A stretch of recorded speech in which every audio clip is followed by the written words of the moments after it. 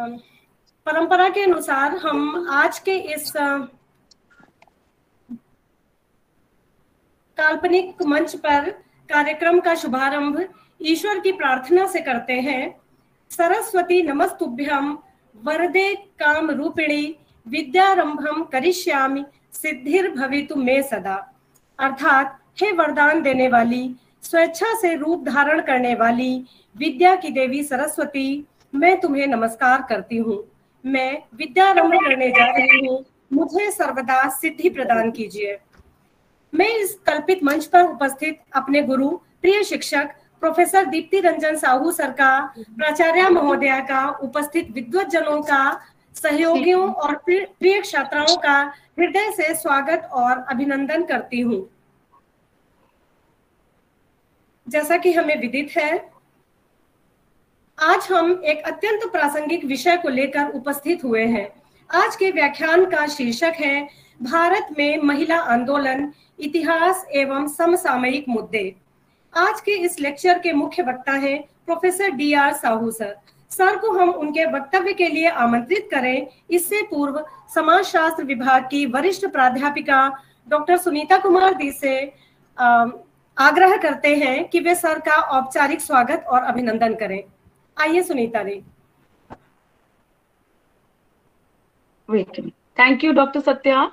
सभी को मेरा नमस्कार। सर, स्पेशली आपको good afternoon also to everyone. On behalf of the department of sociology, Nari Shiksha Niketan PG college, it's a great privilege and honor for me to welcome our guru and teacher Professor DR Sahu sir. Sir welcome sir. दोबारा से आपका स्वागत व अभिनंदन हम करते हैं। नमस्कार सर। इसके बाद मैं महाविद्यालय के manager sir doctor Anil Kumar Agarwal sir का स्वागत व अभिनंदन करती हूँ।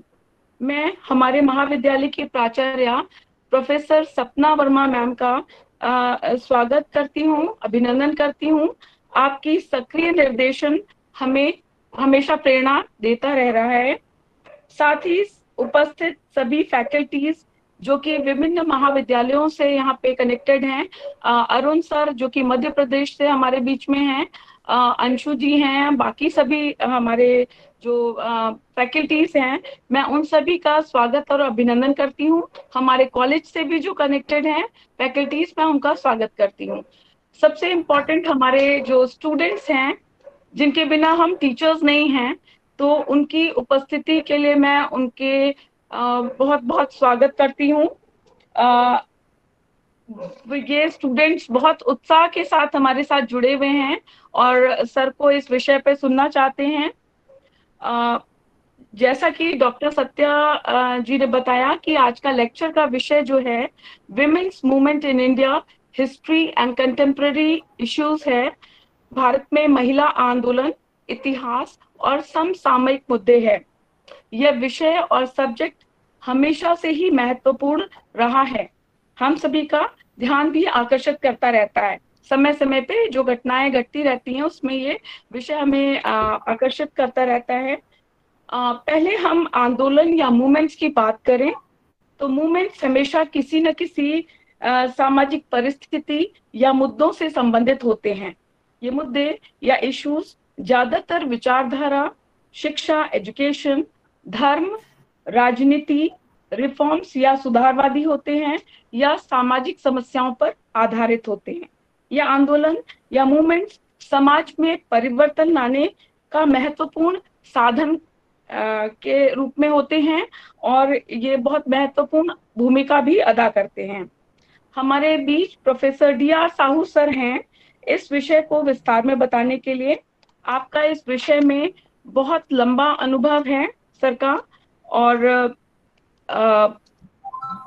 लेक्चर से पहले मैं सर का इंट्रोडक्शन देने के लिए मैं अपने को प्रिविलेज समझती हूँ। और सर का एक बहुत बड़ा डिटेल्ड CV मेरे पास है। उसके साथ साथ एक ब्रीफ CV भी है जो कि वो भी अपने आप में बहुत ह्यूज है। तो सर का मैं देने से पहले मैं थोड़ा सा इसको टेक्निकल ग्लिच हो गया है, जिसकी वजह से मैं सर एक सेकेंड सर।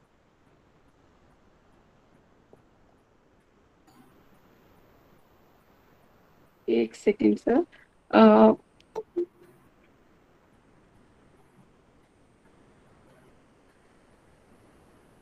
नहीं सॉरी, एक सेकेंड सर, ये हमारा थोड़ी सी मिस्टेक हो गई है। और कुछ टेक्निकल प्रॉब्लम है लग रहा है सुनीता दी।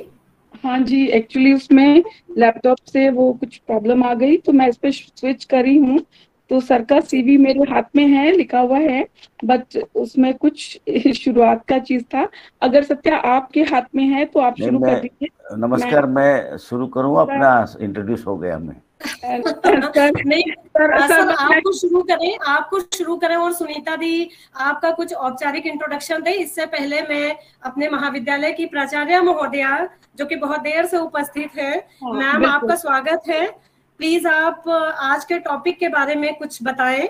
मैम आप अपना फोन अनम्यूट कर लीजिए, लैपटॉप अनम्यूट कर लीजिए जी। Am I audible? Yes. जी, या ma'am. Hello, Professor Sahu. Welcome. आज का विषय जो है भारत में महिला आंदोलन, इतिहास और समसामयिक मुद्दे, ये है। और इस पर मुझे पता है कि बहुत अच्छा एक हम लोगों का विचार विनिमय होने वाला है और आपकी तरफ से हमें बहुत अच्छा डिस्कोर्स मिलने वाला है जिससे हमारे बच्चे लाभान्वित होंगे। तो सबसे पहले मैं डॉक्टर सत्या मिश्रा का धन्यवाद कहती हूँ, डॉक्टर सुनीता कुमार जी का धन्यवाद कहती हूँ और आपका वेलकम करती हूँ। और मैं चूंकि साइकोलॉजी की रही हूँ स्टूडेंट, तो मैंने एक बुक लिखी थी अंडरस्टैंडिंग विमेन साइकोलॉजी। तो उस बुक में मैंने ये लिखा था कि दिस इज द बुक, ये 2019 में आई थी। तो इसमें मैंने ये लिखा था कि विमेन को इंफीरियर समझने के लिए भारत में नहीं बाहर से भी दो बहुत बड़े नाम लेने वाली हूँ। चार्ल्स डार्विन नाम सुना होगा, और सिगमंड फ्रायड। इन लोगों ने हमेशा विमेन को इंफीरियर माना है।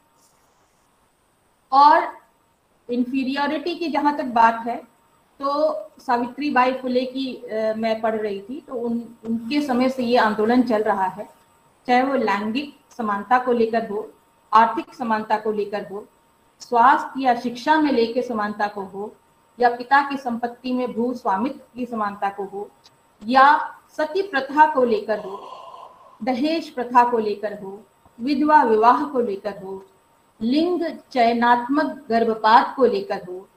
तो औरतें, विमेन, जेंडर डिस्पैरिटी चल रही है।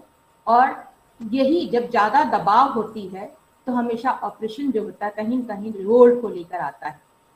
और वो रिवोल्ट अब आज शिक्षा में समानता के अधिकार के साथ में सामने आने लग गया है। तो एक साइकोलॉजी का टर्म है लर्न्ड हेल्पलेसनेस, यानी अर्जित निस्सहायता। ये क्यों होती है कि आर्केटिपिकल चीजें ही हम लोगों को बचपन से बिठाई जाती हैं कि लड़की हो, ये चीजें आपके लिए नहीं है। तो उन्हीं चीजों को करते, सुनते, व्यवहार में लाते होता क्या है, वो कहीं ना कहीं इनग्रेन्ड हो जाती है और इंटरनलाइज होने के साथ उन चीजों पर हम विश्वास शुरू कर देते हैं कि हाँ, हमें ऐसा नहीं कहना है, ऐसा बिहेवियर नहीं करना है, ऐसा शो नहीं करना है। तो महिला आंदोलन है, सब सामयिक मुद्दे हैं, बहुत ज्यादा टाइम नहीं लूंगी, डॉक्टर साहू का सुनने के लिए इच्छा रखती हूँ, इसलिए मैं स्वागत करती हूँ। और over to Satya, doctor Satya ji. बहुत बहुत धन्यवाद मैम, आपने बहुत कम शब्दों में बहुत सी बातें कह दी, मतलब गागर में सागर भर दिया। कुछ टर्म्स भी आपने यूज किए जिस पर हम लोग अक्सर चर्चा करते रहते हैं, आप बताती रहती हैं। बहुत अच्छा लगा, थैंक यू मैम। सुनीता दी, आप सर के लिए जो कुछ भी कहना चाहती थी, हाँ प्लीज कंटिन्यू करिए। Thank you so much. Sir का मैंने जैसे पहले कहा कि बहुत जो ब्रीफ सीवी भी बहुत ह्यूज है, तो उसमें सर का जो प्रोफेसरशिप है वो लास्ट ईयर 11 इयर्स की है, 30 इयर्स ऑफ टीचिंग है, हम लोग सब स्टूडेंट रहे हैं सर के। 5 इयर्स ऑफ हेडशिप सर की Ravenshaw university Cuttack Orissa का है। उसके अलावा सर इस time presently coordinator and incharge of Lucknow university department of sociology हैं।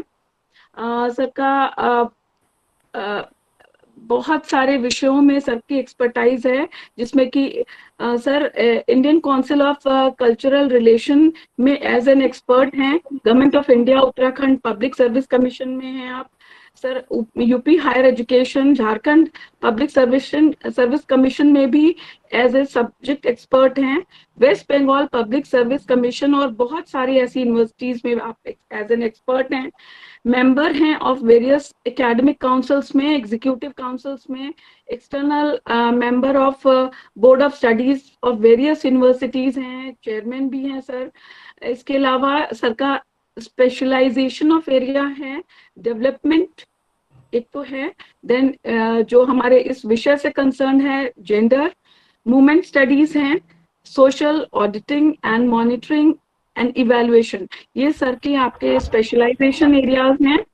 इसके अलावा सर ने काफी एकेडमिक प्रोफेशनल्स टीम को लीड किया है, जिसमें कि उन्होंने 36 इंडियन सोशियोलॉजी कांग्रेस 2010 का सर ने उसको किया था, जो कि कटक उड़ीसा में हुआ था। इसके अलावा सर ने होस्ट किया था 43rd इंडियन सोशियोलॉजी कांग्रेस 2017 में लखनऊ यूनिवर्सिटी में। हम सभी उसके पार्ट थे और वो एक बहुत बड़ा विशाल प्रोग्राम था। इसके अलावा सर इलेक्टेड हैं as one of the honorary board of director of international development organisation CARAM Asia based at Kuala Lumpur 2017 में, एंड अभी तक टिल डेट तक सर हैं। Recently nominated as convener of task force on globalisation and development and migration and co-convener of the task force on climate change and migration 2021 and 23 इस समय के लिए है सर। सक्सेसफुली सर ने organise किया है more than 40 national seminars and workshops on various themes. Sir ने represent किया है international academic body as secretary and treasurer of research committees 48 research committee 48, जो कि बेस्ड है ऑन सोशल मूवमेंट, और वो भी हमारे आज के टॉपिक से रिलेटेड है। इसीलिए मैंने कहा था कि सर का बहुत ह्यूज इसमें एक्सपीरियंस है इस विषय पे। सर ने सर्व किया है as joint secretary of ethnographic and folk culture society Lucknow. Regional secretary रहे हैं sir Indian anthropological association new Delhi and established Odisha sociological society भी आपने एस्टैब्लिश किया है और इसमें आप रहे हैं। सर के बहुत से पब्लिकेशंस हैं, जिसमें कि सोशियोलॉजी ऑफ सोशल मूवमेंट जो कि सेज पब्लिकेशन से हुआ है, और उसके अलावा 2012 में people's protest and social change जो कि रावत पब्लिकेशन से 2021 में पब्लिश हुई है। इसके अलावा सर सर्विंग मेंबर हैं of editorial boards of very many reputed journals में, जिसमें कि सोशियोलॉजिकल बुलेटिन है, समाजशास्त्र समीक्षा है एक जर्नल, उसके अलावा इंटरनेशनल जर्नल ऑफ यूथ उसमें भी सर आप, इसके अलावा एडिटर हैं आप ई न्यूज़लेटर्स के इंडियन सोशियोलॉजिकल सोसाइटी के। सर के बहुत से ऑलमोस्ट 22 PhD गाइडेड और स्टूडेंट्स हैं, 30 MPhil स्टूडेंट्स अवॉर्डेड हैं, इंटरनेशनल फुलब्राइट फेलो भी है, और 10 post doctoral UGCN ICCSR fellowship भी है सर के गाइड और सुपरवाइज उसमें। इसके अलावा बहुत सारे विजिट्स हैं देश विदेश में, बहुत सारी सर की एडमिनिस्ट्रेटिव रिस्पॉन्सिबिलिटीज रही हैं, प्रोक्टोरियल बोर्ड में भी आपका पूरा योगदान रहा है, और बहुत सारी चीजें हैं। तो वही मैंने कहा कि ब्रीफ इंट्रोडक्शन भी सर का बहुत ह्यूज है आपका। मुझे एक चीज याद है कि आपने नए कोर्सेस अपने हेडशिप में शुरू किए थे। इसके अलावा हम सभी कनेक्टेड हैं बहुत ज्यादा डिपार्टमेंट से, क्योंकि आप ही के टाइम पे ये एलुमनाई एसोसिएशन शुरू हुआ, तो बहुत सारी ऐसी चीजें जो हैं वो आपके समय में शुरू हुई हैं और अभी भी आपके कोऑर्डिनेटरशिप में है। तो sir we once again welcome you, और बहुत खुशी हो रही है आपको। हम चाहते थे कि ऑफलाइन आप आए, और आज नहीं कल हम लोग को मौका मिलेगा तो डेफिनेटली विल ट्राई कि आप हमारे कॉलेज में आएंगे। आप आए भी हैं एज एन एक्सपर्ट, आप आए हैं तो welcome sir. And over to Satya. जी बिल्कुल, थैंक यू सुनीता दी। अब हम आज का मंच सर को हैंडओवर करते हैं। सर आपका बहुत बहुत स्वागत है और अब आप अपनी बात शुरू करें क्योंकि सब लोग बहुत धैर्य के साथ बड़ी देर से इंतजार कर रहे हैं। बिल्कुल। नमस्कार, मेरी आवाज आ रही है? जी आवाज आ रही है सर। ठीक है। ऑनरेबल प्रिंसिपल और हमारी डिस्टिंग्विश्ड कलीग्स, हमारे सारे साथी और शिक्षकगण और हमारे विद्यार्थी, 8 मार्च एक अंतर्राष्ट्रीय महिला दिवस के रूप में माना जाता है और उसी सिलसिले में हम ये कहेंगे कि 1 महीना 15 दिन 1.5 महीना हुआ है, तो महिलाओं के बारे में थोड़ी बात करने में काफ़ी प्रासंगिक बात है जिसमें हम बात करेंगे। इसके लिए महिलाओं के लिए एक पुरुष को आप लोगों ने चुना है।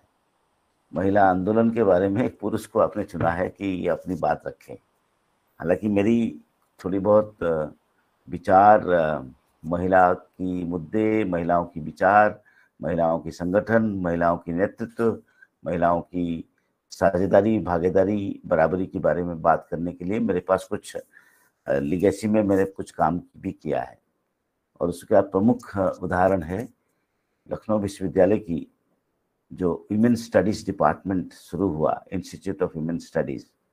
उस वुमेन स्टडीज डिपार्टमेंट प्रोफेसर रूपरेखा वर्मा जो एक महत्वपूर्ण हस्ताक्षर है, लखनऊ विश्वविद्यालय की कुलपति भी रही और पूरे लखनऊ विश्वविद्यालय में, लखनऊ शहर में उनको जाने जाते हैं, महिलाओं के मुद्दों में काम करते हैं।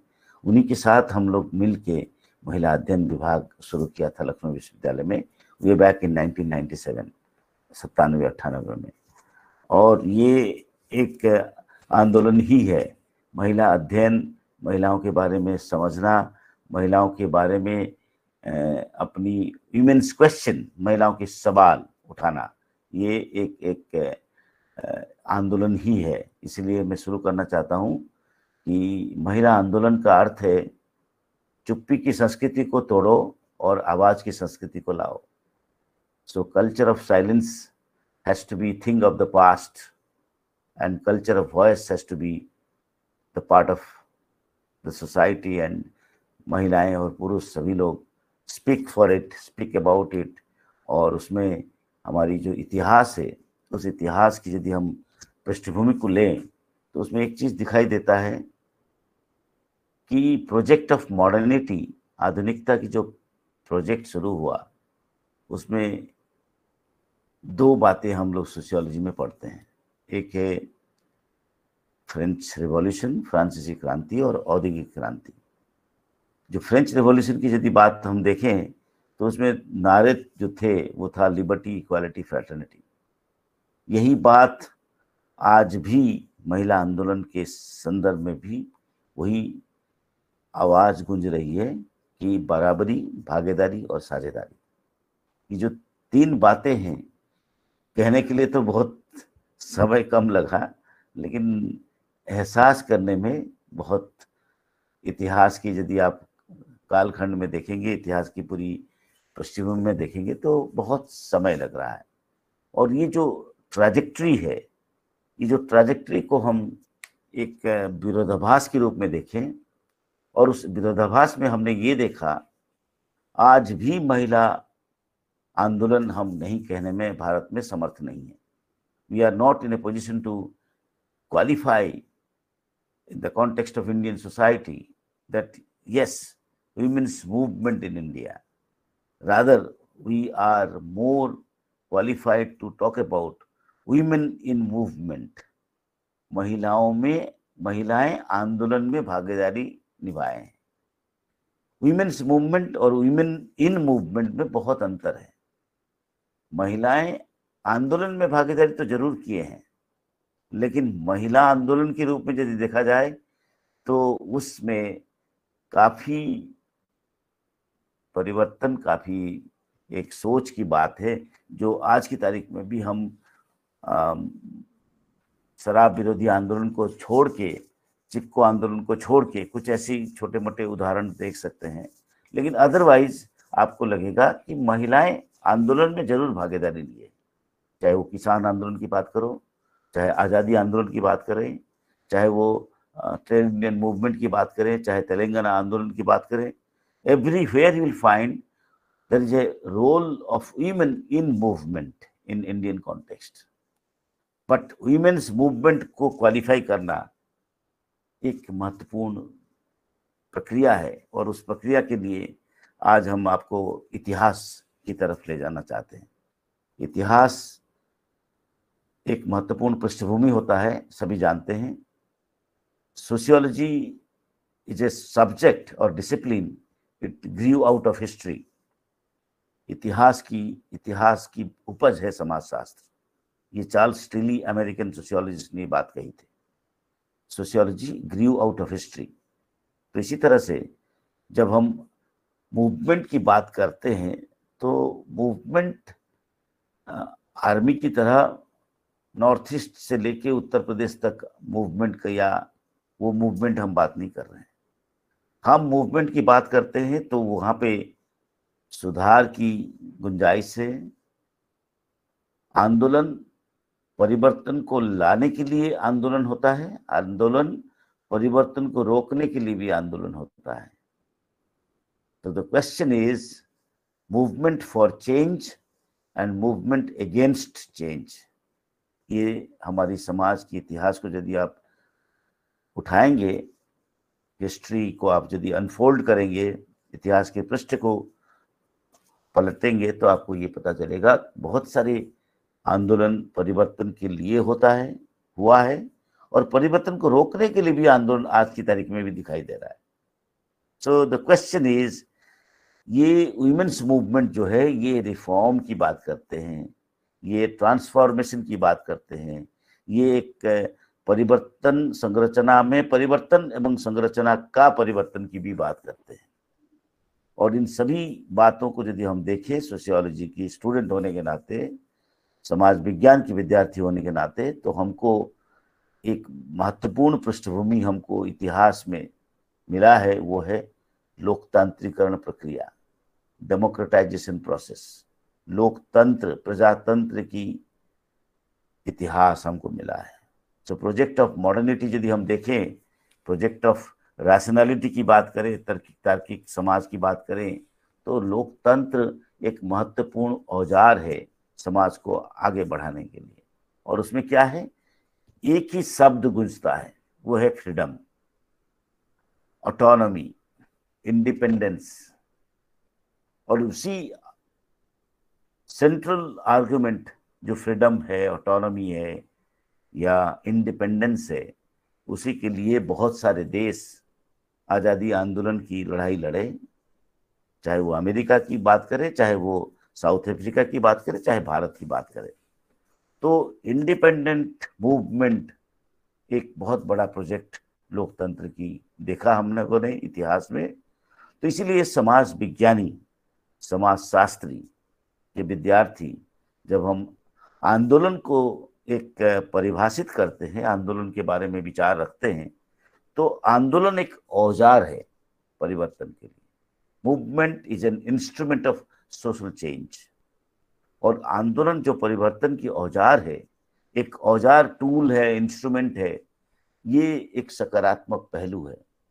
आप लोगों ने देखा होगा उस समय ब्रिटिश के सरकार के सामने कॉलोनियल इंडिया, उपनिवेशवाद की भारत की समय में बहुत सारे समाज के, भारतीय समाज के लोग अपनी विचार को प्रतिक्रिया रखते थे, लेकिन उन लोगों को देशद्रोही या तरह तरह की अपराध की श्रेणी में रखा जाता था। लेकिन जैसे भारत आज़ाद हुआ, हम क्या कहते हैं उनको, स्वाधीनता संग्रामी। तो ये एक इम्पॉर्टेंट ग्लोरिफिकेशन की बात करते हैं, इम्पॉर्टेंट, उनको हम सम्मान से देखते हैं कि they are the freedom fighters, जिन लोगों की वजह से आज देश आज़ाद हुआ।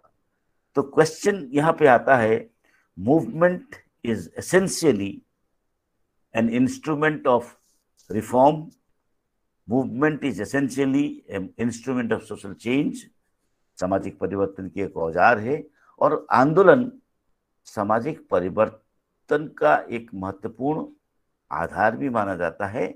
और बहुत सारी ऐसी आंदोलन है जो आंदोलन परिवर्तन को रोकने के लिए होता है, जिसके बारे में आज मैं नहीं बात करूंगा।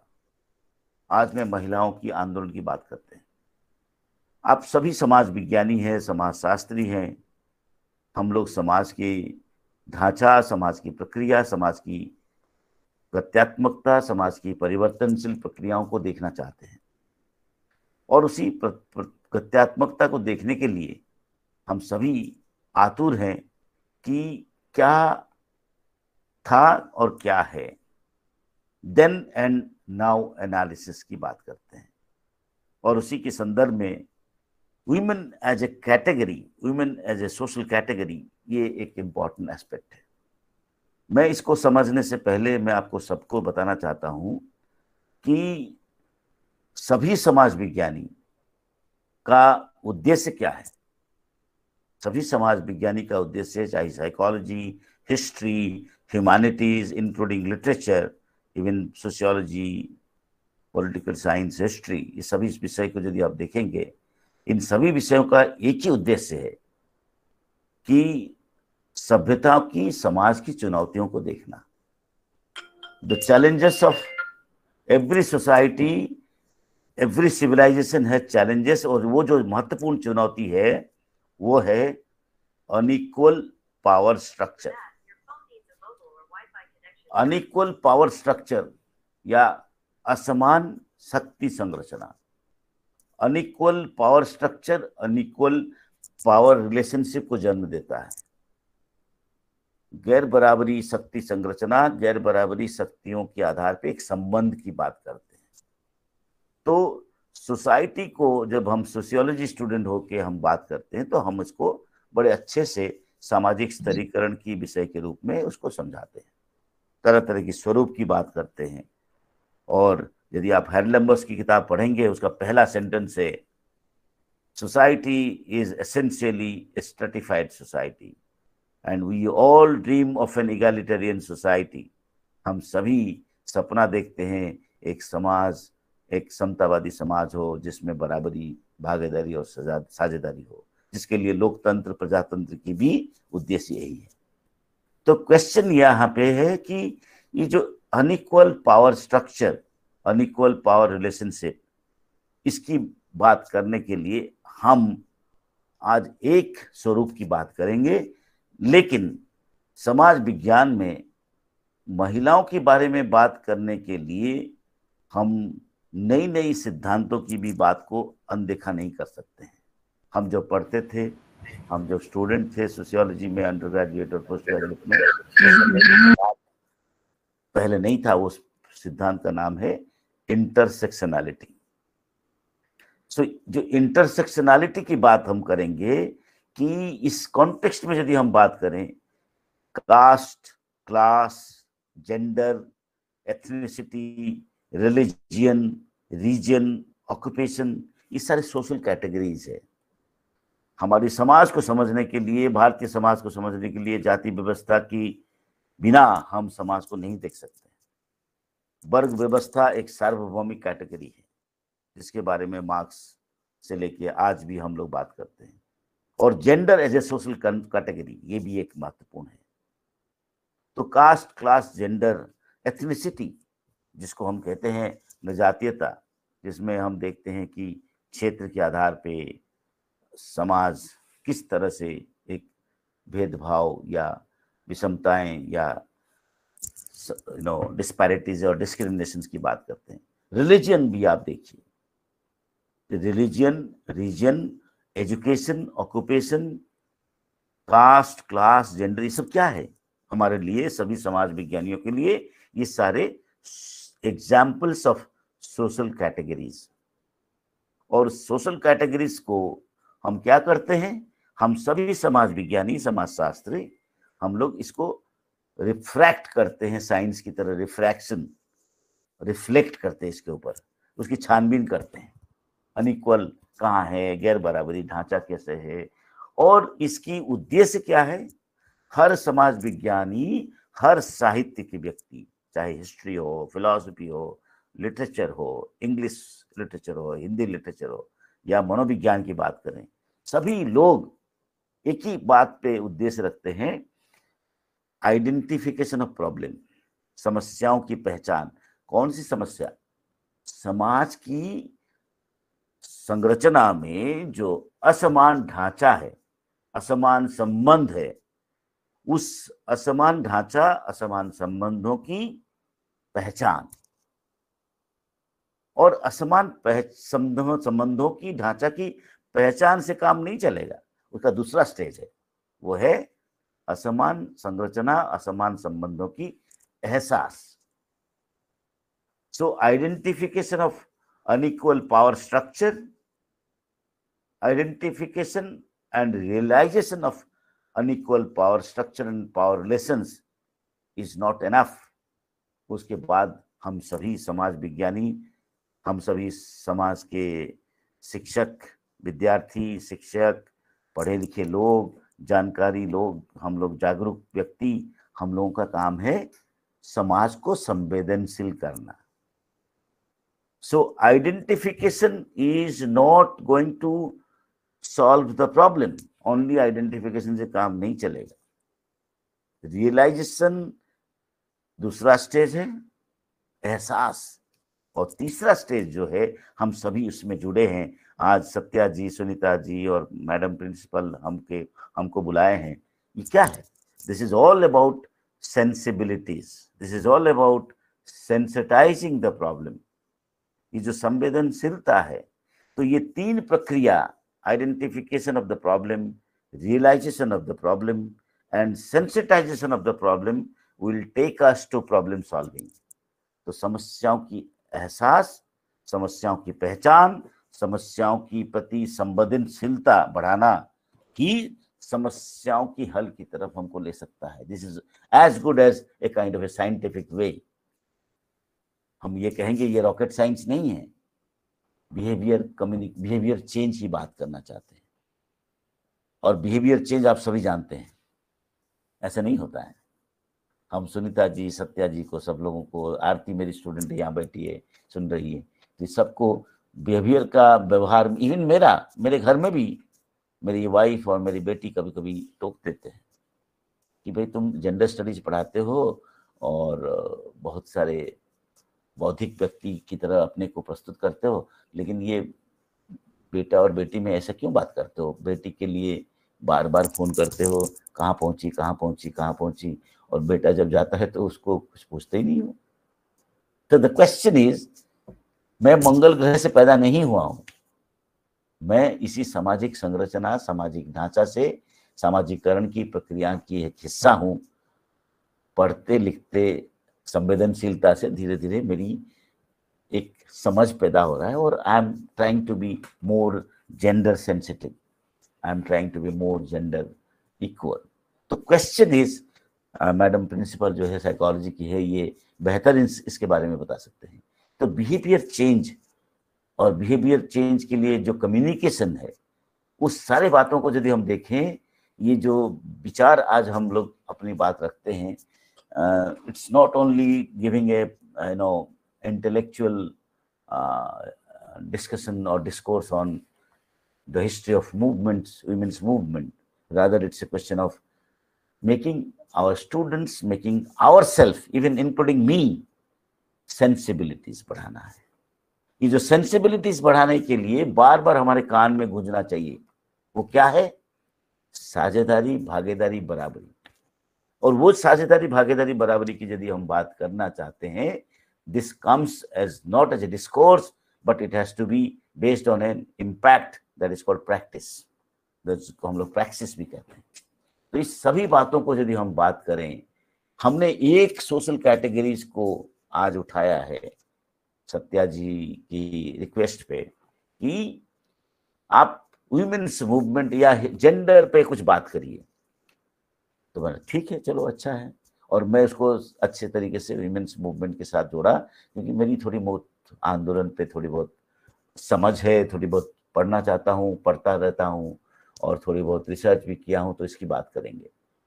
तो इस कॉन्टेक्स्ट में आज जो हम बात करेंगे कि दो पक्ष है, social movement in general and women's movement in particular, ये दो बात को हम उठाएंगे। सोशल मूवमेंट को मैं इतना लंबा नहीं करूंगा, थोड़ा बहुत आज डिस्कस कर लूंगा, और उसके बाद वुमेन्स मूवमेंट पाऊंगा।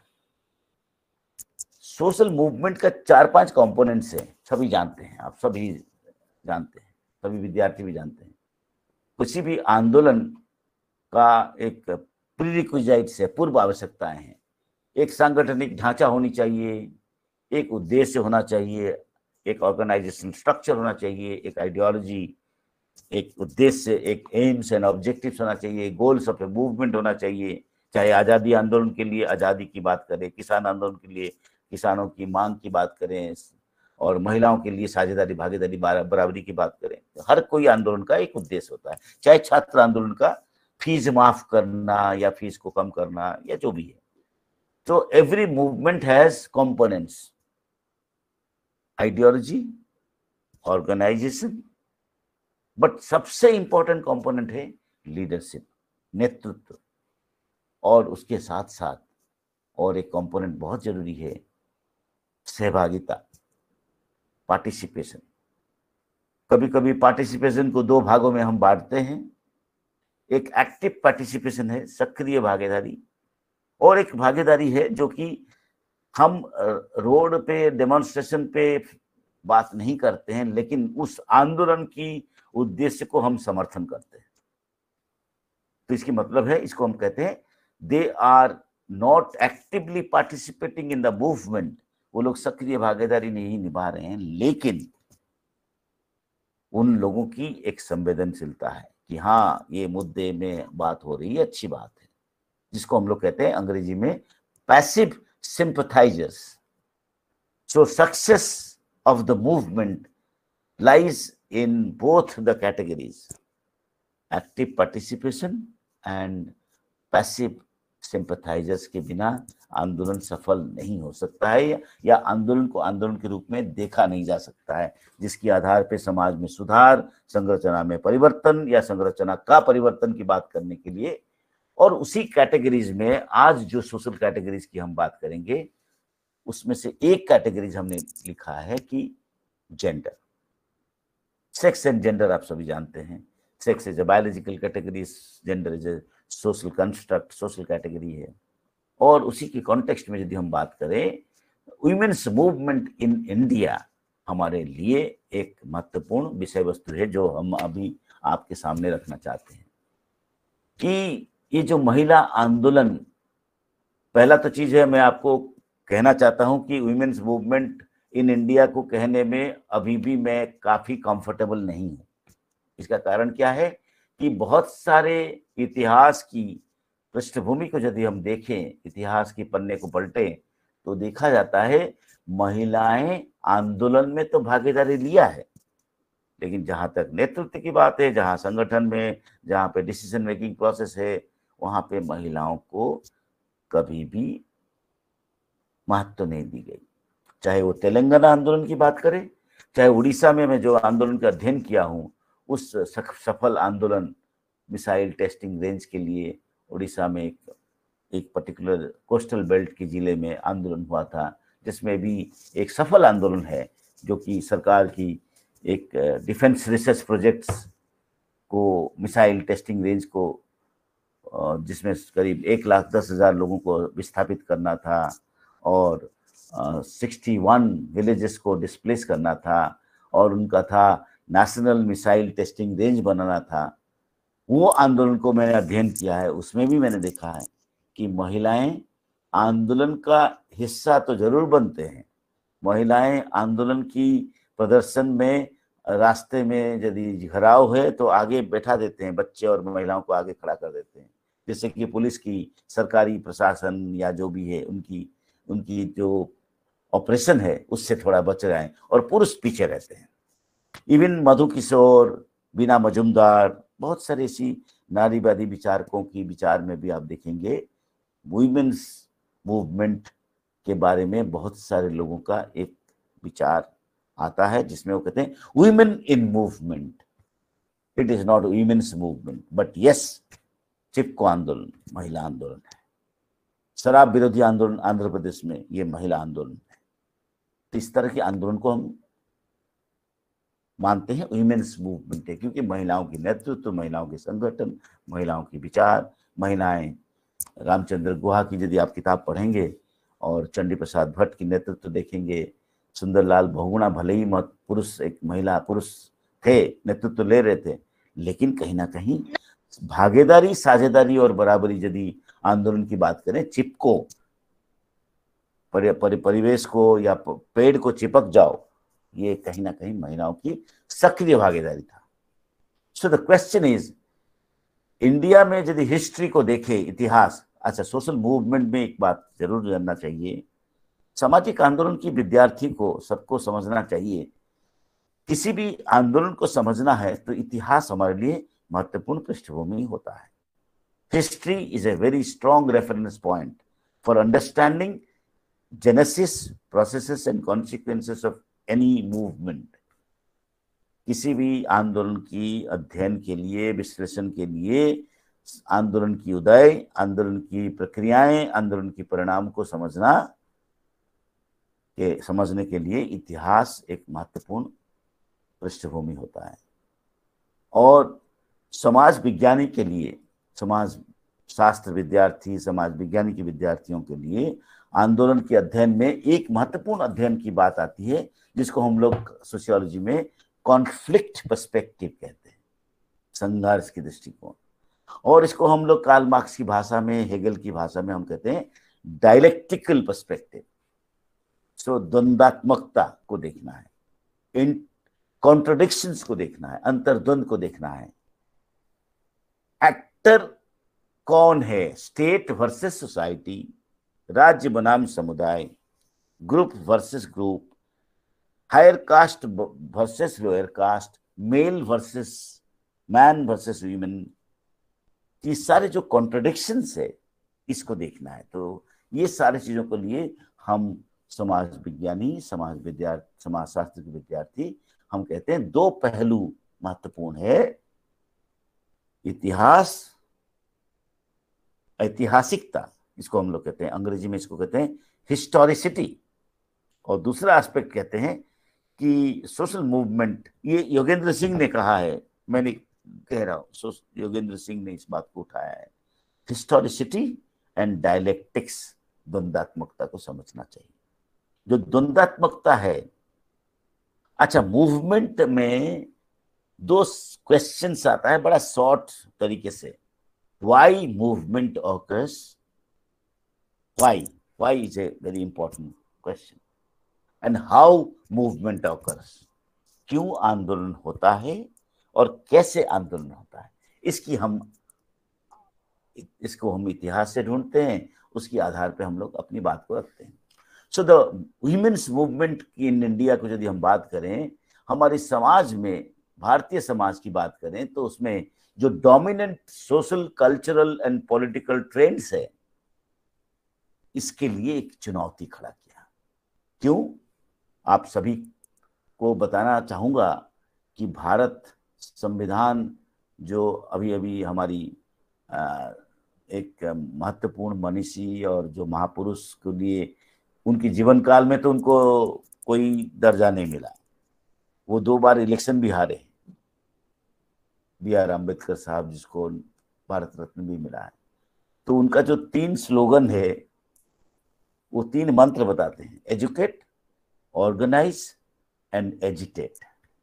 ये तीनों में ये जो तीसरा वाला है, ये कहते हैं आज की तारीख में सैनिटरी नैपकिन्स के लिए मूवमेंट चल रहा है, speak for it, speak about it, हम सभी बात करते हैं, चुप्पी को तोड़ो।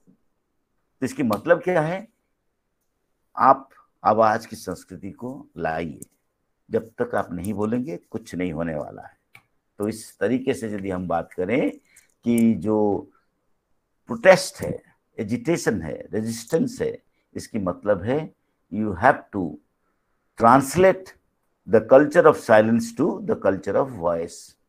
इसी कॉन्टेक्स्ट में हमारी जो समाज, देश की यदि बात करें, संविधान की निर्माता की बात को उठाइए। संविधान में हम सभी को प्लेट में मिल गया, महिलाओं को पुरुषों के साथ मतदान अधिकार। लेकिन आप अमेरिका, यूरोप की इतिहास को उठा के देखेंगे तो आपको बहुत समझ में आएगा कि इन लोगों को मतदान व्यवहार, मतदान देने के अधिकार को भी उनको लड़ना पड़ा। So there is a protest, there is a movement, and there is a tradition of protest for voting behavior, voting rights, suffrage movement के रूप में हम जानते हैं। लेकिन भारत में जैसे देश आजाद हुआ, पुरुष और महिलाओं को मिला, लेकिन अब 75 साल हो रहा है, एग्जैक्टली 70, इंडिया एट 75। तो 75 साल में हम लोग क्या कहते हैं? 75 साल में हम लोग कहते हैं, बुजुर्ग लोग कहते हैं ना हम लोग। भारत एक बुजुर्ग देश के रूप में देखा जाएगा। आजादी के 75 साल की मतलब आप समझ रहे हैं, परिपक्वता के साथ साथ तार्किकता और बेहतर समाज, एक साझेदारी, भागीदारी, बराबरी का एक उदाहरण हो सकता है। लेकिन आज भी समसामयिक समाज को आप देखेंगे तो अभी भी लगता है दैट बहुत समय है। अब इसको कहते हैं जो the dreams has to be fulfilled, the dreams remains the same and inequality still exists। असमानता, गैर बराबरी अभी भी है। और उसके लिए अंबेडकर जी की बात को यदि देखें, एजुकेट, शिक्षा, संगठित रहो, संघर्ष करो। तो ये जो बातें हैं, इस बात को यदि हम उठा के देखें, I am very happy that Satya ji और सुनीता जी और हमारे प्रिंसिपल मैडम ने हमको आज बुलाया। मैं कोई विषय के बारे में बात, तो उसके लिए तो काफ़ी समय लगेगा, लेकिन मैं आप लोगों को, सारे विद्यार्थियों को ये कहना चाहता हूँ, जब तक आप कुछ नहीं बोलेंगे, आप हिंसा, शोषण, जो विषमताएं हैं, उसकी हिस्सा बनते रहेंगे। सो culture of voice is very important and movement is all about the culture of voice.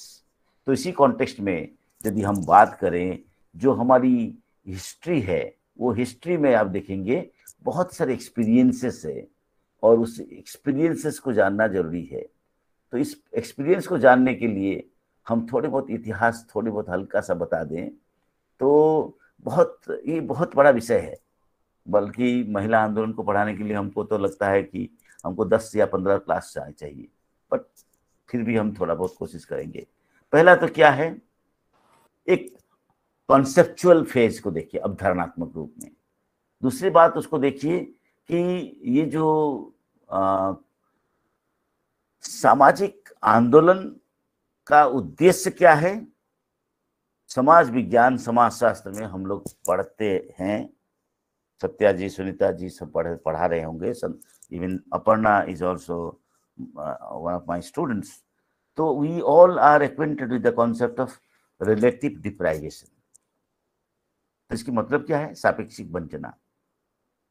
The cause of discontent, असंतोष की कारण, विषमता की कारण, भेदभाव की कारण वो आंदोलन को जन्म देता है।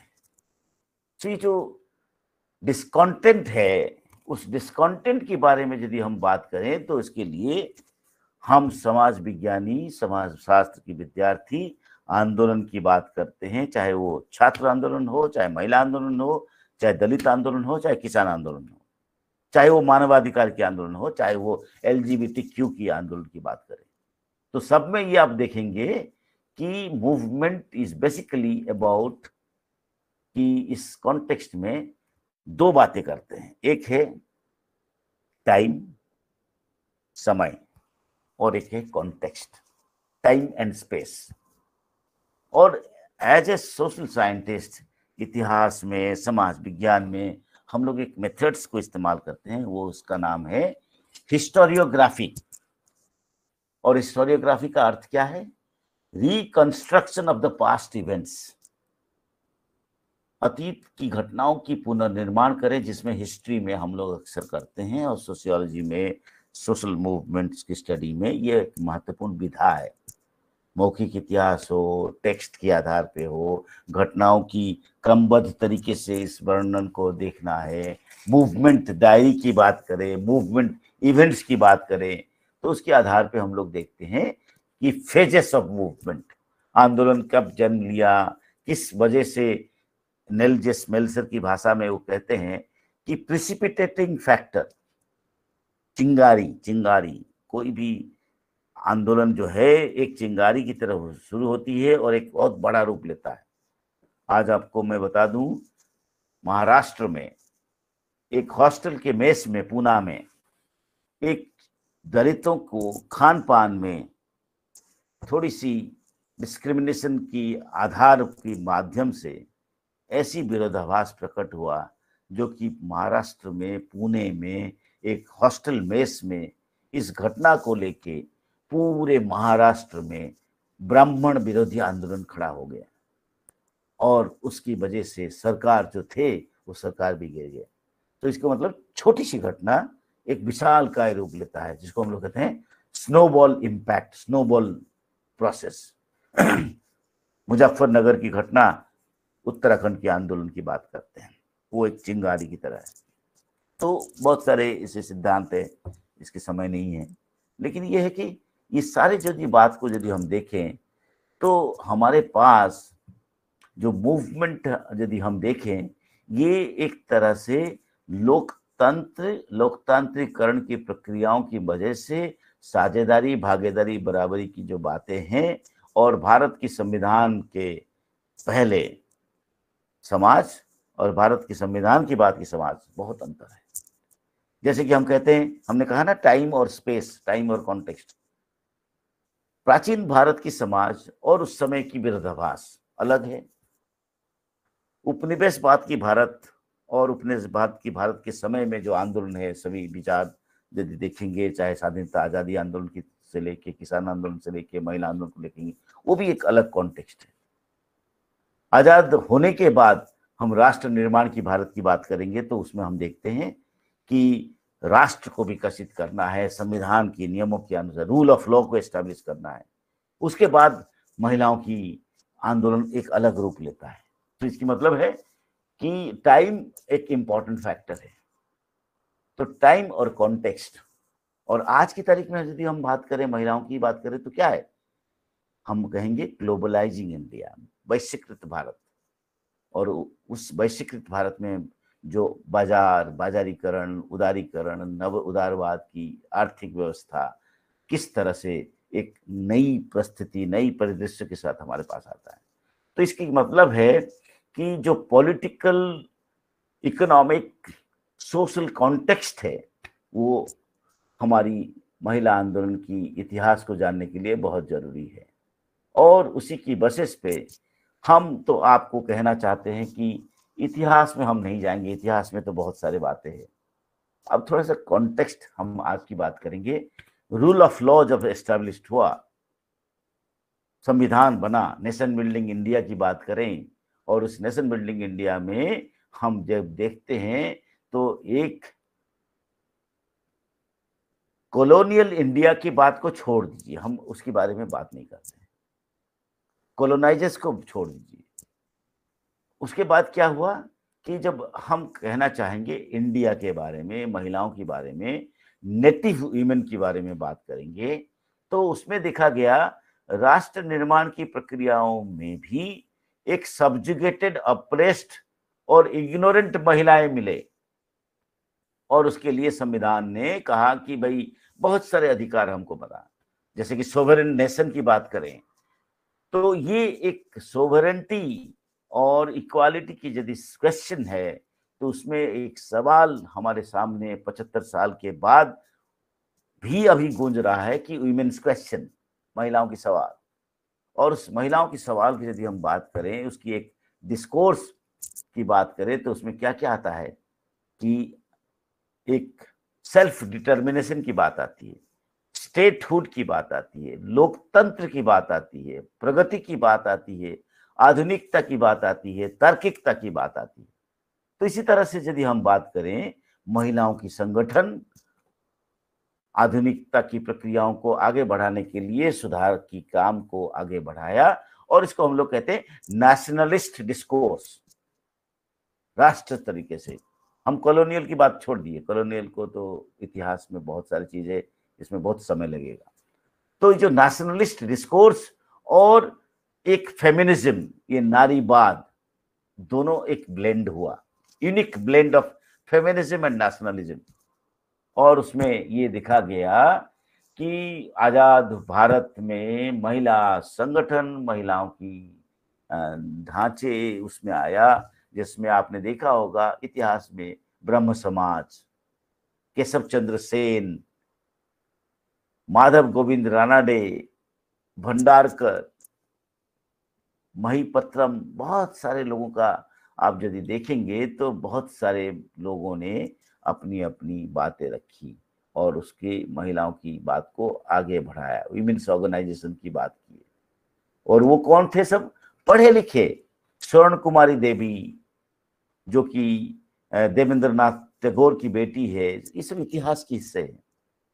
रमाबाई, सरस्वती, तो इन सभी को मैं इसलिए उजागर करना चाहता हूँ। सरला देवी चौधरी, स्वर्ण कुमारी देवी की बेटी है। इस सब इतिहास में ये लोग एक महिलाओं की संगठन को मजबूत करने के लिए लगे। उसकी वजह से लाहौर, कराची, उस समय तो लाहौर कराची हमारे साथ ही था, इलाहाबाद, दिल्ली, अमृतसर, हैदराबाद, कानपुर, हजारीबाग, कलकत्ता, ये हर जगह आपने देखा होगा ये एक इतिहास में महिलाओं की संगठन, एक संगठनिक ढांचा प्रस्तुत हुआ। और उसके बाद यदि हम देखें, मैं तो इतिहास थोड़ा सा बताना नहीं चाहता था, लेकिन फिर भी थोड़ी सी आपको ये बताना चाह रहा हूँ कि ये सारे ब्रिटिश समय में भी ये शुरू हुआ था। तो उस कॉन्टेक्स्ट में आओ, मैं हेलो, हाँ, बंगलो नंबर 4, हाँ बंगलो, अंदर आ जाओ। तो उस कॉन्टेक्स्ट में यदि हम बात करें तो उस पे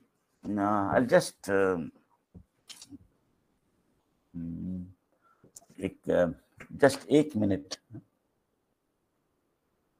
कोई आए हैं मेरे को थोड़ा सा, जस्ट एक मिनट।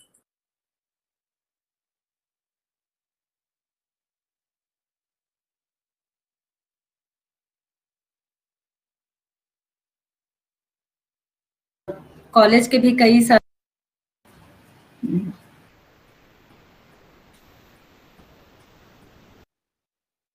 मैम आप अनम्यूट हो गई हैं।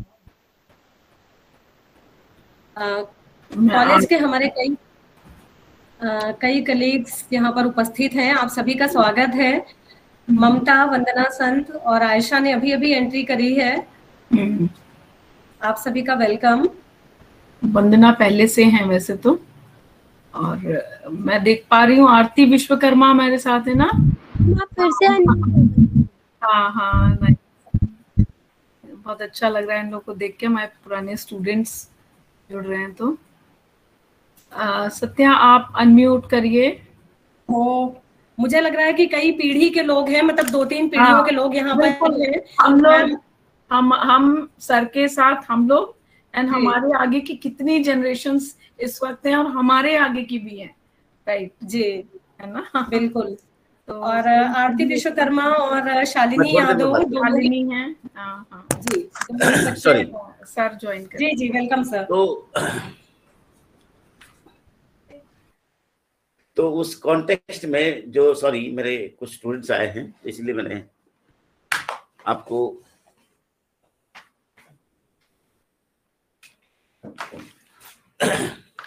तो इस हिस्ट्री को हम नहीं जाएंगे अभी। हिस्ट्री की बात को छोड़ के हम यदि बात करें, एनी बेसेंट है और बहुत सारे महिला एसोसिएशंस की बात करें, वुमेन्स एसोसिएशंस की पूरी लंबी इतिहास है। So let us not go to the tradition of associations की जो बातें हैं इसको हम हटा के अब थोड़ा बहुत हम लोग कंटेम्पररी इश्यू पे आएंगे। और उसमें एक इम्पॉर्टेंट इश्यू है द कॉल फॉर स्वराज। जो कॉल फॉर स्वराज की यदि बात करें तो उसमें the concept of Swaraj and the concept of freedom and autonomy is also a kind of context which is relating to gender equality. उस महिलाओं की बात करें, इंडियन वुमेन खास तौर पे यदि हम बात करें तो उसमें हम देखते हैं कि स्वराज एक इम्पॉर्टेंट कॉन्सेप्ट है जो कि काफी प्रभावित किया महिला आंदोलन को आगे बढ़ाने में, जो कि बहुत सारे लोगों ने इसके बारे में बात करते हैं। थोड़ा सा आगे जाके यदि हम बात करें, let us go to the post independent India. Post independent India में यदि आप देखेंगे, fundamental rights, equality between the sexes, जिसको हम आर्टिकल 14 और 16 की बात करते हैं, और उसके आधार पे आपने देखा होगा कि पूरी गांधी को भी बहुत सारे नारीवादी विचारक उनकी आलोचना करते हैं कि भाई Gandhi was a consider to be a liberal feminist. वो चाहते थे संरचना में परिवर्तन और महिलाओं को कहते थे घर में भी काम करिए, थोड़ा सा आज़ादी आंदोलन में भी भागीदारी लीजिए। तो इसको बहुत सारे फेमिनिस्ट राइटर्स ये कहते हैं कि भाई हाउ इट इज पॉसिबल कि महिलाएं जो है घर को भी संभालें और आज़ादी आंदोलन में भी हिस्सा लें। इसकी मतलब ये है कि जैसे कि आज की तारीख में बहुत सारे महिलाओं को कहते हैं, जैसे सुनीता जी, सत्या जी वगैरह सब हमारे सब आप लोग सभी है, दैट पढ़े लिखे महिलाएं डबल विक्टिम्स हो जाते हैं। डबल विक्टिम्स मतलब पढ़े लिखे हैं, तार्किकता है, साथ ही साथ कोविड के समय में भी आपने देखा होगा कि बहुत सारे महिलाएं they are also as a teacher teaching online, at the same time घर के बहुत सारे रेसिपी की ऑर्डर आते थे कि भाई ये बना दो, ये बना दो, ये बना दो। तो बहुत सारे महिलाओं को ये एक और महिलाओं की हिंसा को भी आपने देखा होगा। इसको राका रे, अमिता भाविस्कर वगैरह सब ने लिखा है कि कोविड के दौरान भी कुछ दिन लॉकडाउन के समय में ये लगा कि एक सेलिब्रेशन होने लगा इक्वालिटी की, कि महिलाएं जो पुरुष लोग हैं वो सेल्फी और तरह तरह की फोटोग्राफ्स दिए कि मैं डस्टिंग कर रहा हूँ, खाना बना रहा हूँ। तो इसको अमिता भाविस्कर एक सोशियोलॉजिस्ट है और राका रे जो अमेरिका में एक बड़े फेमिनिस्ट स्कॉलर है, इन लोगों ने लिखा टेम्पोररी सेलिब्रेशन ऑफ इक्वालिटी। ये टेम्पोररी सेलिब्रेशन की बात की गई, लेकिन जैसे लॉकडाउन खत्म हो गया फिर पुराने ढर्रे पे सब आ गए। तो द क्वेश्चन इज कि इसको it's a matter of realization. बल्कि आप नेशनल कमीशन ऑफ वीमेन की यदि आप रिपोर्ट देखेंगे, लॉकडाउन के समय में, कोविड पैंडेमिक के समय में, women violence against women has been on the increasing side, एक ज्यादा बढ़ा है।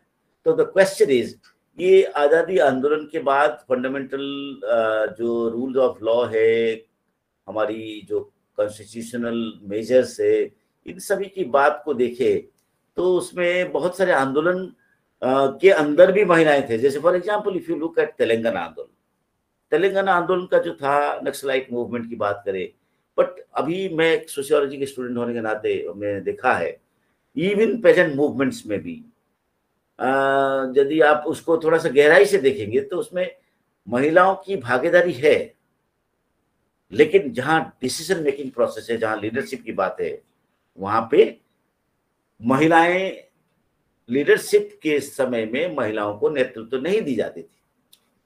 द क्वेश्चन इज कि इसको बहुत सारे फेमिनिस्ट स्कॉलर इसके बारे में बात करते हैं। तो ये इसको हम क्या कहेंगे, it is a structural and cultural question. एक संरचनात्मक दृष्टिकोण से ढांचागत सवाल है, ये एक सांस्कृतिक सवाल है, और ये सवाल को समझना जरूरी है। और उसी कॉन्टेक्स्ट में यदि हम बात करें कि जो डिस्क्रिमिनेशन को समझना, डिस्क्रिमिनेशन ऑफ जेंडर को समझना, बहुत ही आपको समस्याओं की पहचान, समस्याओं की एहसास और समस्याओं के प्रति संवेदनशीलता नहीं होगी तो समस्याओं की हल की तरफ हम नहीं जा सकते। सो मेरे पास बहुत सारे उदाहरण है जिसको हम इसके बारे में बात कर सकते हैं।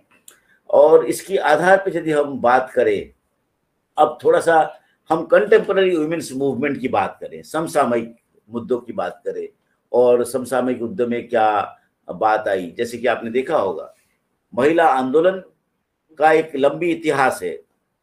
Social move social I am sorry, ये इसको लगाना चाहिए था यार। हेलो हेलो, मेरी आवाज आ रही है क्या? आवाज आ रही है मेरी? जी सर। अच्छा अच्छा, ठीक ठीक। जी सर, आ रही है। पहले जो मैं बता रहा था आवाज आ रही थी? जी। अच्छा ठीक।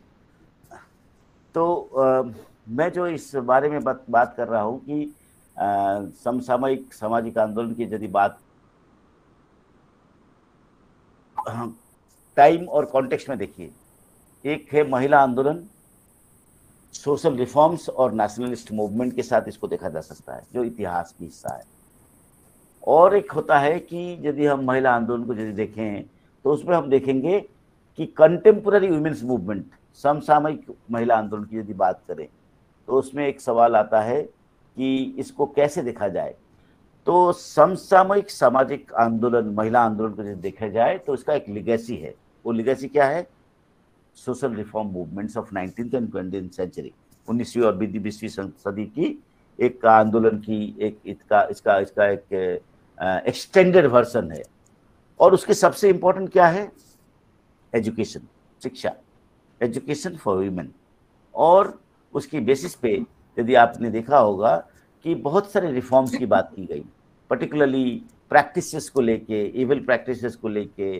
आप उसको देख सकते हैं कि नेशनल मूवमेंट में स्वदेशी और सत्याग्रह मूवमेंट की बात करेंगे।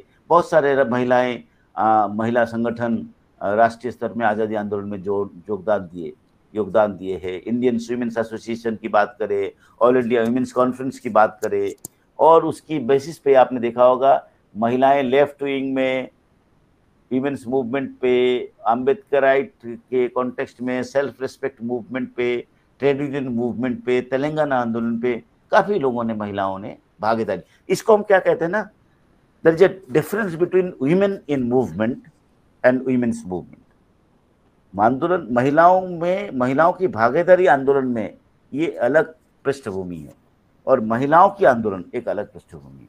क्योंकि भारत की महिला आंदोलन में, जैसे कि शुरुआत में कहा कि महिलाएं, इतिहास के यदि पन्ने को पलटेंगे आप, if you unfold the pages of history then you find कि बहुत सारे आंदोलन में महिलाओं की भागीदारी थी, महिलाओं की भूमिका थी, but that cannot be qualified as a women's movement.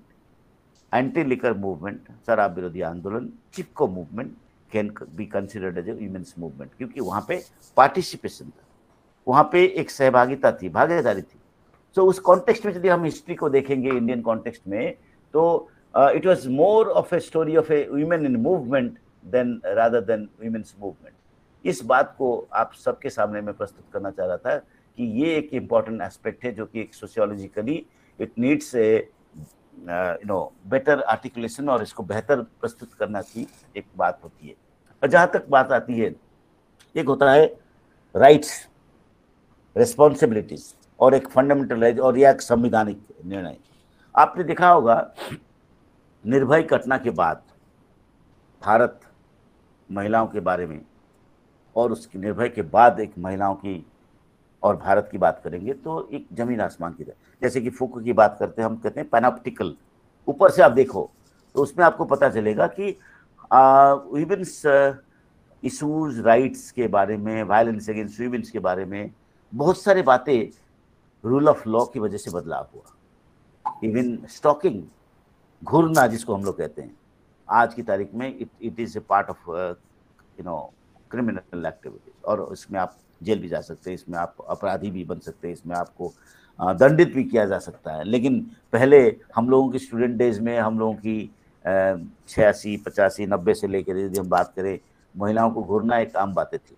बहुत सारे स्टूडेंट्स उसको थोड़ा सा अवॉइड कर जाते हैं, इवन द पेरेंट्स, लोग कहते हैं कि थोड़ा सा बच के चले जाओ, कोई बात नहीं यार, छोड़ो इसको कोई। So it is to be a culture of silence, एक चुप्पी की संस्कृति। उस चुप्पी की संस्कृति को आज भी यदि हम ग्रामीण समाज की बात करें, बहुत सारे ऐसे देश की, समाज की, ग्रामीण क्षेत्र की बात करें, इवन पश्चिमी उत्तर प्रदेश में खाप पंचायत की बात करें, कहीं ना कहीं वो एक चुप्पी की संस्कृति अभी भी कार्य कर रहा है। तो इसकी प्रेवलेंस, इसकी बात है। सो कहीं ना कहीं इस तरह की बातों को यदि हम देखें political rights is not essentially, it is facilitating, की बात सही है, राजनीतिक अधिकार जब आता है और एक संविधान के संदर्भ में नियमों के अनुसार, बट इट टेक्स टाइम, इसको कहते हैं हम लोग बिहेवियर चेंज, बिहेवियरल चेंज। अभी भी हमने आपको बताया था, even as a male, as a father of a daughter, मैं भी एक बेटी की पिताजी हूँ और मेरी वाइफ है, वो लोग भी कभी कभी हमको टोक देते हैं कि तुम बेटे और बेटी में थोड़ा बहुत अलग अलग तरीके से बात करते हो।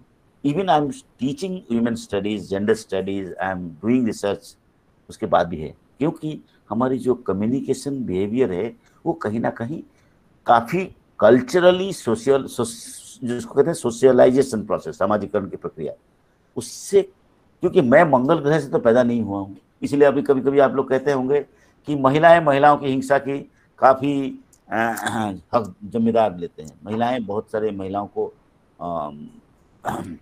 परेशान करते हैं।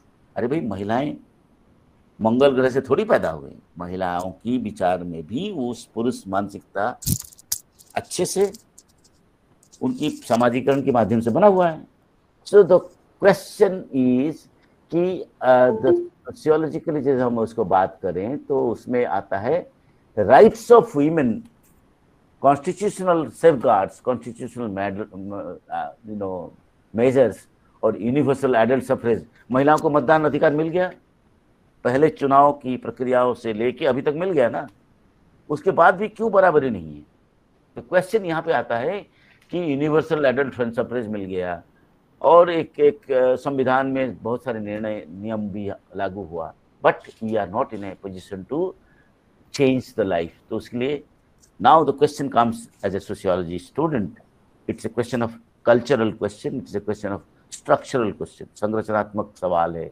और एक पोस्ट इंडिपेंडेंट सोसाइटी की यदि हम बात करें तो उसमें आता है कि जो पैट्रियार्की है, सोशियोलॉजी की स्टूडेंट्स और जेंडर स्टडीज की स्टूडेंट्स इसके बारे में बात करते हैं, तो उसमें आता है पैट्रियार्की और एक जो एक जिसको हम लोग कहते हैं कि पैट्रियार्कल माइंडसेट, पुरुष प्रधान मानसिकता, वो सोशल लाइफ को किस तरह से कनेक्ट करता है।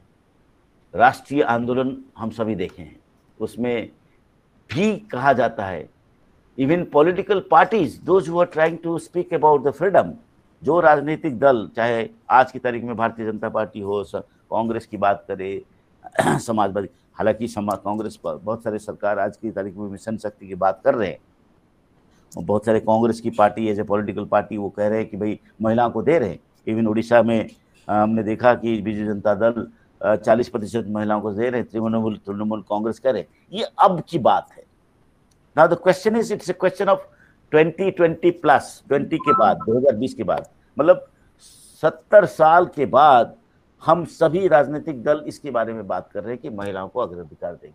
सो द क्वेश्चन इज, इसी कॉन्टेक्स्ट में यदि हम बात करें महिलाओं की एसोसिएशन, महिलाओं के मुद्दे और उसके बारे में यदि बात करें तो 3 कैटेगरी में हम डालेंगे। 70 दशक का इसका एक अहमियत है, थोड़ी सी बता दे इसको। इंटरनेशनल डिकेड फॉर वीमेन, संयुक्त राष्ट्र संगठन ने महिलाओं की दशक मनाया और उसी की वजह से पूरे दुनिया में एक तहलका बना, जो कि महिलाओं की status report, women status of women report बना। और उसी की वजह से यूनिवर्सिटी ग्रांट्स कमीशन ने वीमेन स्टडी सेंटर भी खोला और उसी के आधार पे पूरे दुनिया में बहुत सारे देशों को कहा गया कि एक स्टेटस ऑफ वीमेन रिपोर्ट बनाया जाए, और वो एक पहल था। तो दिस मीन्स 70s में संयुक्त राष्ट्र संगठन, सेकेंड वर्ल्ड वॉर के बाद एक संयुक्त राष्ट्र संगठन का एक उद्देश्य जो देखा जाए, so this gave an important role, जिसकी वजह से महिलाओं की संगठन, महिलाओं के बारे में स्थिति को आगे बढ़ाया गया।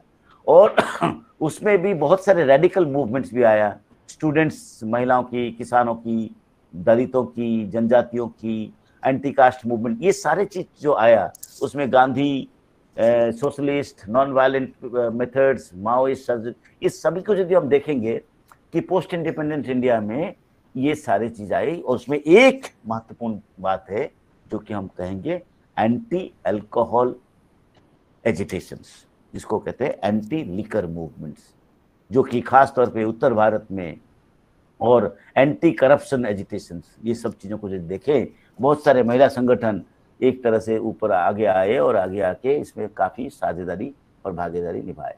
तो पोस्ट इंडिपेंडेंट इंडिया एक इम्पॉर्टेंट इशूज है, बट अभी मैं उसके बारे में बात नहीं करूंगा, बल्कि हम कहेंगे 70 से 90 एक स्टेज है, जिसको हम कहते हैं resurgence of women's movement in the contemporary India. महिला आंदोलन की, समसामयिक महिला आंदोलन को देखा जाए तो 70 से 90 एक बहुत बड़ा फेज था। इसका भी मैंने श्रेय दिया संयुक्त राष्ट्र संगठन की उद्देश्य और उनका जो पहल है, और उसके साथ साथ स्टेट एज एन एजेंसी, सरकार, राज्य भी साझेदारी, भागीदारी, बराबरी को आगे बढ़ाया, चाहे अभी भी हो रहा है। तो उस कॉन्टेक्स्ट में आपने देखा होगा उसकी बहुत सारी इश्यूज है कि आप 70 दशक में आपने देखा होगा इमरजेंसी है, पोस्ट इमरजेंसी में आपने देखा होगा सिविल राइट्स की बात हुई, महिला संगठनों की बहुत सारे ऐसे संगठन बना 80 दशक में, महिलाओं के मुद्दों की बात की गई। इस सब बातों को यदि हम देखें कि एक महत्वपूर्ण घटना को हम देख सकते हैं 70 और 90 में। अब आइए let us talk about globalizing India, women during the globalizing India, मतलब एक वैश्विक, जिसको 90 से 2020 तक हम यदि देखें, उसमें यदि हम 90 और 20 की बात करें, 2020 की बात करें, 30 साल की कहानी को यदि हम देखें, अभी हमने बताया था यूएन डिक्लेयर किया 75 में इंटरनेशनल वुमेन्स ईयर, और 75 टू 85 उसको कहा इंटरनेशनल डिकेड फॉर वुमेन, और उसके आधार पे गवर्नमेंट स्टेटस ऑफ वुमेन की रिपोर्ट को मांगा, उसके साथ साथ थोड़ा पहल हुआ। अब 90 से 2020-30 साल की यदि बात करें, उसमें बहुत सारे समाज विज्ञानी की यदि हम बात करें, एक गेल ओम्ब्रेट एक महत्वपूर्ण समाज विज्ञानी है जो इसके बारे में बात करते हैं, और वो कहते हैं कि वुमेन्स मूवमेंट एक तरह से एक एक्टिव होने लगा और उसकी मास मूवमेंट के रूप में आया, और उसके लिए 70 दशक की जो महिला आंदोलन की जो पहल है वो एक काफ़ी महत्वपूर्ण भूमिका निभाई, और बहुत सारे वुमेन्स ऑर्गेनाइजेशंस आगे आए।